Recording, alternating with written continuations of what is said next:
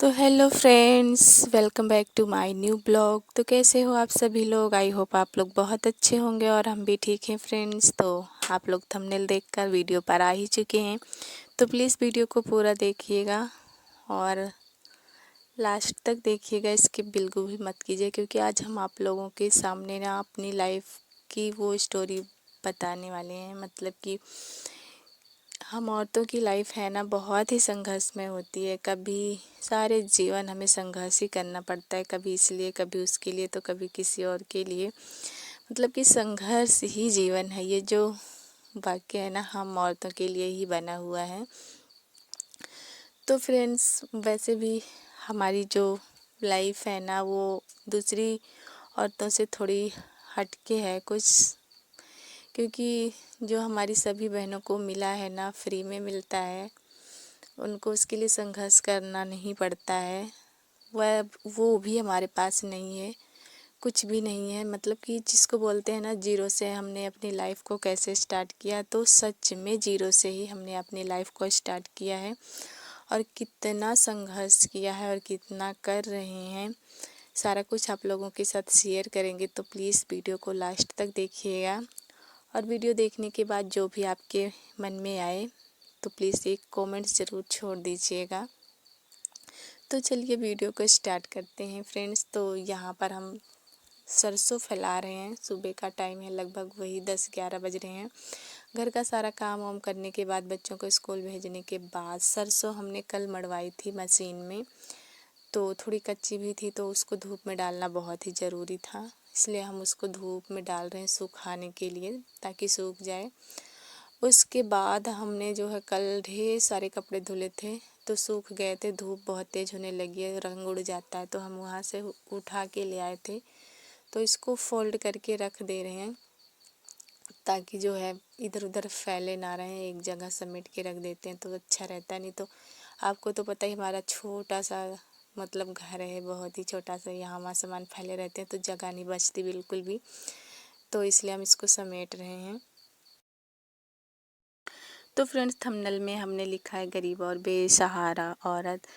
तो गरीब तो हम सच में ही हैं, जो हमारे पुराने व्यूअर्स हैं उनको पता ही है, देखते ही रहते हैं हमारे वीडियो में।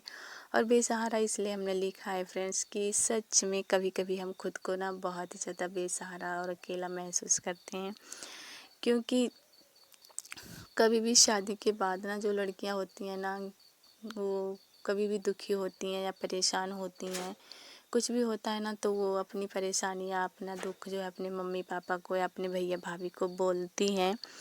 तो जिससे उनका ना दिल और मन दोनों हल्का हो जाता है, और उन्हें थोड़ी तसल्ली भी मिल जाती है, और माँ बाप का प्यार भी मिलता है, और थोड़ी सहानुभूति मिलती है।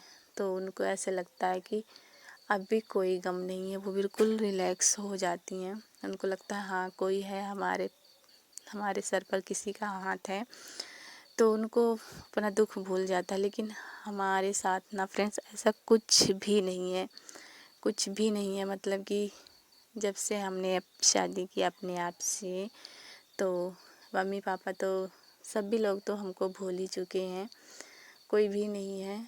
तो वैसे ही हम बिल्कुल अकेले हो चुके हैं। और यहाँ ससुराल में भी बहुत, मतलब कोई भी नहीं है। मैं हूँ, हमारे बच्चे हैं, जिनका सहारा मुझे खुद ही बनना होता है। तो वैसे तो हम बहुत ही ज़्यादा स्ट्रांग हो चुके हैं इतने दिनों से, क्योंकि बहुत कुछ सीख चुके हैं इतनी ही उम्र में।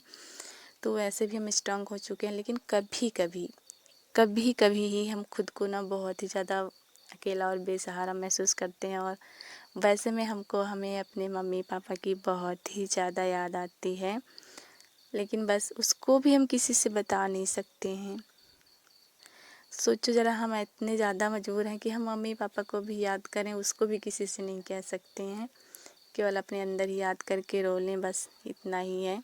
तो इसलिए हमने थंबनेल में लिखा था फ्रेंड्स। तो झूठ नहीं लिखा था थंबनेल में हमने। और यहाँ ससुराल में भी कोई भी नहीं है हमारे आगे पीछे सुख दुख में साथ देने वाला।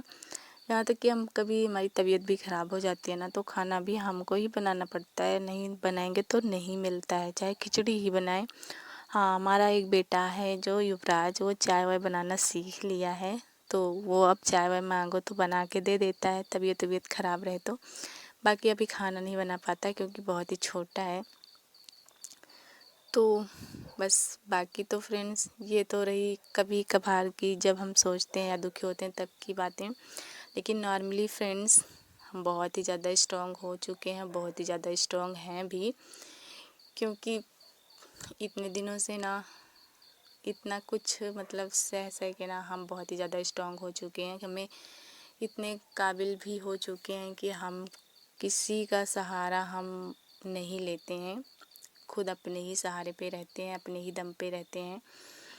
मतलब कि आपको तो पता ही, हम सिलाई भी करते हैं और हमारी अपनी दुकान भी है, तो सारा दिन हम अपने काम में ही बिजी रहते हैं, जिससे कि हम खुद का खर्चा निकाल ही लेते हैं। तो जिस वजह से हमें किसी का भी मोहताज नहीं होना पड़ता है। वैसे हम 2 लोग हैं, पतिदेव और हम दोनों मिलकर कमाते हैं। वो घर का खर्चा उठाते हैं और मैं बाकी अपना खर्चा, बच्चों का बाकी और कुछ खरीदना उरीदना हो गया जैसे, तो मैं उनसे पैसे वैसे नहीं लेती हूँ, उतना तो मेरे पास होते ही हैं, तो मुझे किसी से मांगने वांगने की कोई ज़रूरत नहीं पड़ती है। बच्चों के लिए भी मैं कर लेती हूँ, और घर में भी कुछ इमरजेंसी पड़ जाता है, जैसे कोई सामान वामान आ गया लेने के लिए, तो मैं वो ले लेती हूँ। तो इतना तो मैं कमा ही लेती हूँ फ्रेंड्स, क्योंकि कपड़ा भी होता है, ब्लाउज भी सिल लेते हैं, और दुकान तो है ही कॉस्मेटिक, और वो तो आप लोगों को पता ही है। तो इसमें मुझे कोई दिक्कत नहीं है। पहले क्या होता था, हम लोग सिर्फ खेती बाड़ी ही करते थे, तो बहुत ही ज़्यादा परेशान रहती थी मैं। पहले हमारे पास 1 रुपये भी नहीं होते थे। बहुत अच्छे से मुझे पहले के दिन याद हैं, और जब भी याद करती हूँ ना तो बहुत ज़्यादा दुखी होती हूँ कि शुक्र है आज वो दिन नहीं है हमारे।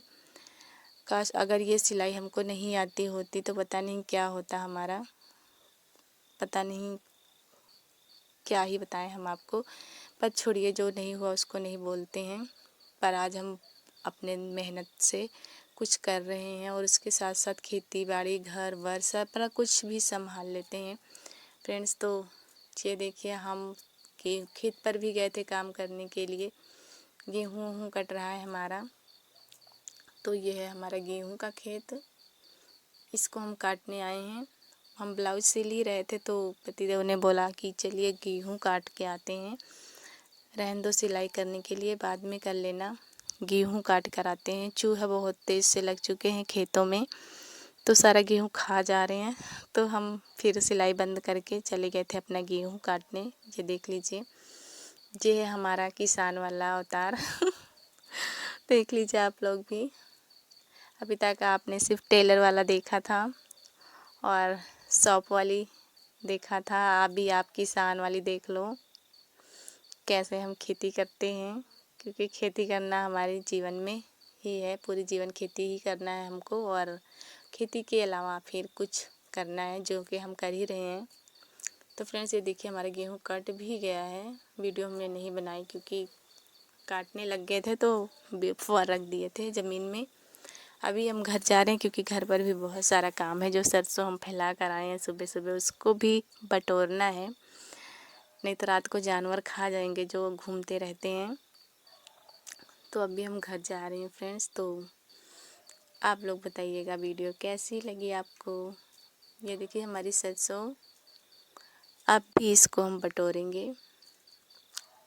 कुल मिला के फ्रेंड्स हम ये कहना चाहते हैं कि हमारी लाइफ में बहुत ही ज़्यादा संघर्ष था, है और आगे भी रहेगा, लेकिन फिर भी हम कभी हिम्मत नहीं हारे हैं, मेहनत करते जा रहे हैं, करते जा रहे हैं, और आज थोड़ी बेहतर हुए हैं हम पहले से।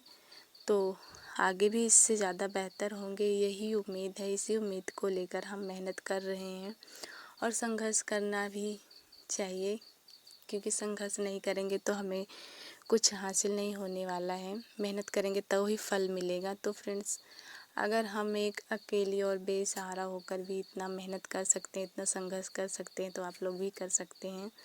तो प्लीज़ वीडियो को लाइक कीजिएगा। बातचीत, थैंक्स।